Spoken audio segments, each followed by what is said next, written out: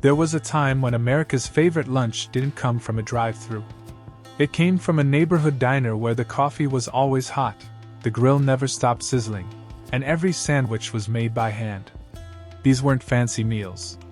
They were the sandwiches that fueled road trips, lunch breaks, family outings, and small-town conversations for generations. Today, we're counting down 10 forgotten diner sandwiches that once filled tables across America, and the one that takes the top spot isn't just remembered for how it tasted, but for the unforgettable tradition that came with it. Let's count them down. Number 10, the Hamburger Deluxe. Long before giant fast food chains promised the same burger in every town, every American diner had its own version of the Hamburger Deluxe, and no two were ever exactly alike. It started with a hand-formed beef patty sizzling on a well-seasoned griddle, topped with crisp lettuce, ripe tomato, crunchy pickles, and a special house sauce that was often a closely guarded secret. Add a pile of golden French fries and maybe a creamy coleslaw on the side, and lunch was complete. What made this sandwich special wasn't fancy ingredients. It was the person standing behind the grill. Experienced diner cooks knew exactly when to flip the burger, how long to toast the bun, and how to build it so every bite tasted just right. In many small towns, people didn't just visit a diner for a hamburger. They visited because their diner made the best one. Number 9, the grilled ham and cheese. There was a time when this was one of the safest bets on any diner menu. It wasn't flashy, and it didn't need to be.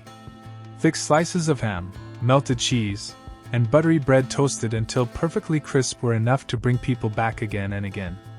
Whether you were stopping in after church on Sunday, taking a break from work, or warming up on a cold afternoon, this sandwich never let you down. The magic was in the balance. The ham added a rich, smoky flavor, while the melted cheese stretched with every bite. The bread came off the griddle with a golden crust that crackled gently before giving way to a warm, comforting center.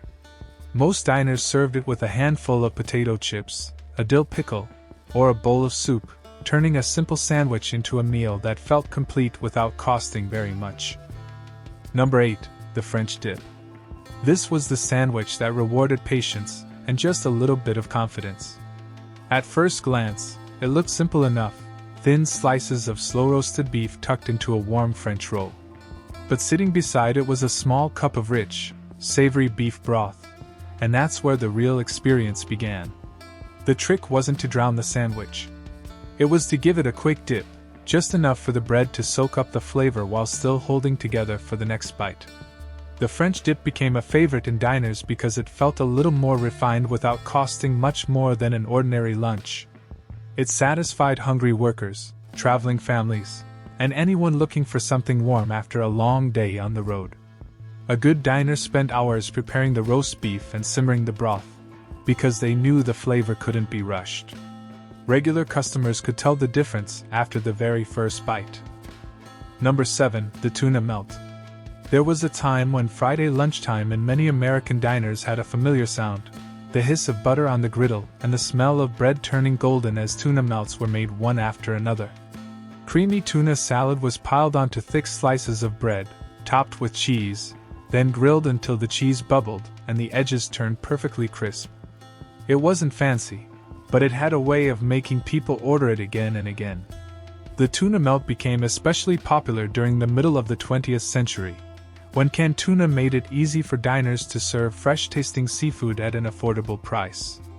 Families ordered it after shopping downtown, office workers chose it for a quick lunch, and in many Catholic communities, it became the favorite Friday meal when meat was traditionally avoided. Every diner had its own little touch. Some added sliced tomatoes, others used rye bread, but the goal was always the same: warm, comforting, and satisfying. Number 6, the club sandwich. For decades, this was the sandwich people ordered when lunch felt like a special occasion. Stacked high with 3 slices of toasted bread, layers of roasted turkey, crisp bacon, fresh lettuce, ripe tomatoes, and a generous spread of mayonnaise, it arrived at the table cut into neat quarters and held together with colorful toothpicks. Add a handful of potato chips or golden fries on the side, and it looked like a meal worth slowing down for. The club sandwich first gained popularity in upscale hotels and private clubs before making its way onto diner menus across America. By the 1940s and 1950s, it had become a symbol of a proper lunch. Businessmen ordered it between meetings, families shared it during weekend outings, and travelers looked for it because they knew almost every good diner had its own dependable version.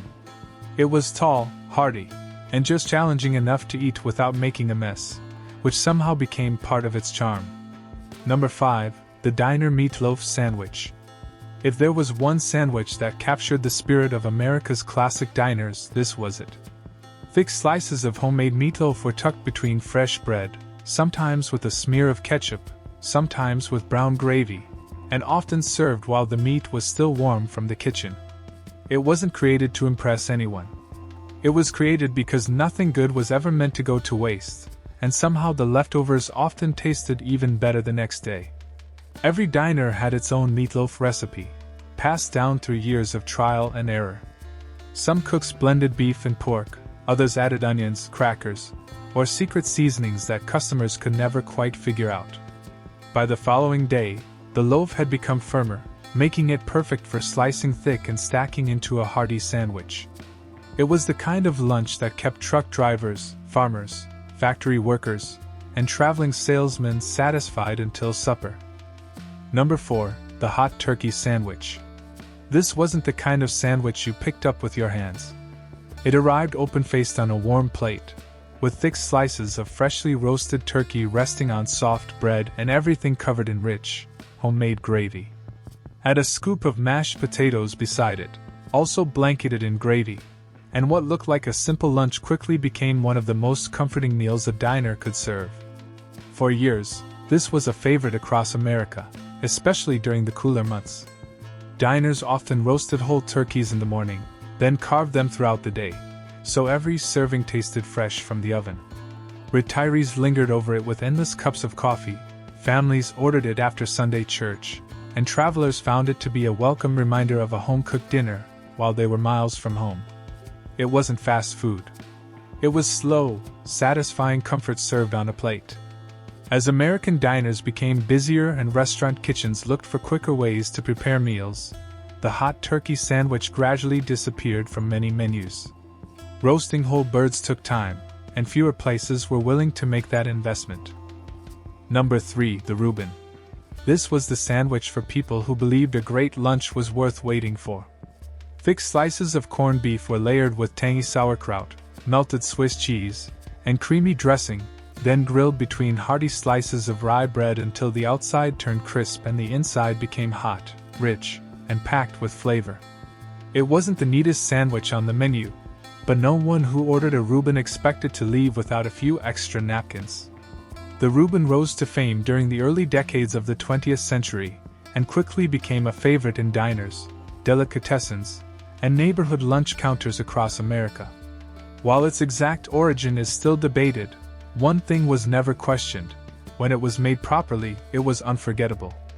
Experienced diner cooks took their time, letting the cheese melt completely, and the rye bread toast slowly until every bite delivered the perfect balance of savory meat, warm cheese, and the unmistakable bite of sauerkraut.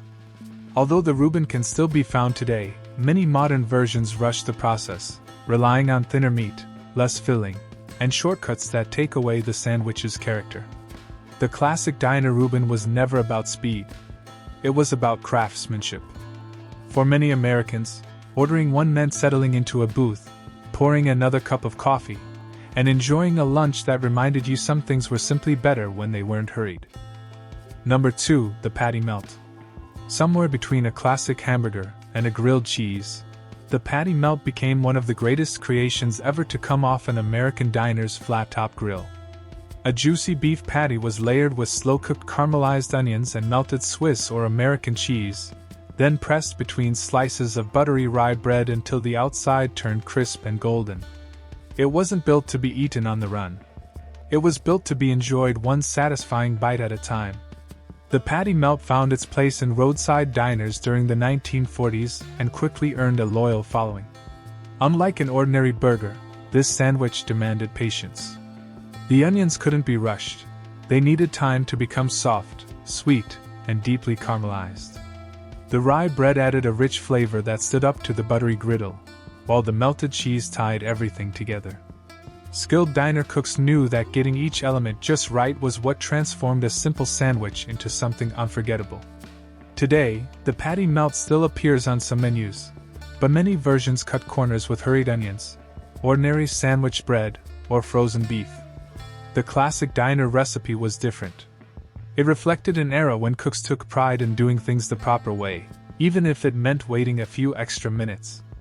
For many Americans, the first bite of a real patty melt wasn't just delicious.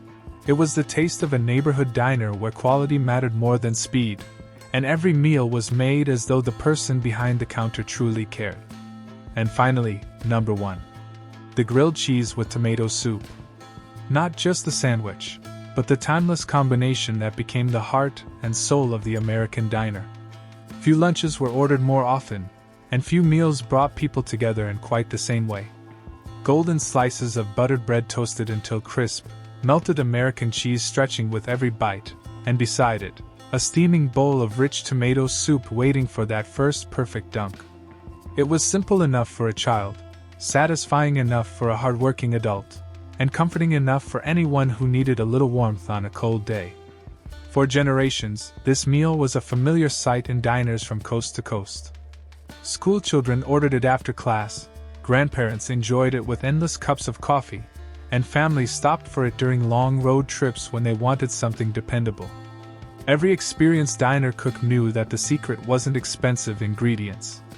The bread had to be grilled evenly, the cheese had to melt completely, and the soup had to be served piping hot. Those small details turned an ordinary lunch into a memory people carried for the rest of their lives.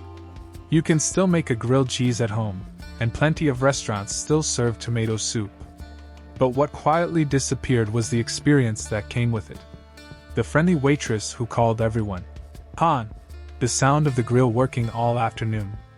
The conversations between strangers seated shoulder to shoulder at the counter. The smell of fresh coffee filling the room while rain tapped against the windows outside. That meal represented something bigger than food. It represented a slower America, where lunch wasn't rushed, neighbors still knew one another, and a simple sandwich with a bowl of tomato soup could make you feel completely at home. That's why this classic earns the number 1 spot, not because it was the fanciest meal on the menu, but because it became one of the most cherished traditions America's diners ever served. If these sandwiches brought back a special memory, we'd love to hear about it. Which one was your favorite, and do you remember the diner where you used to order it?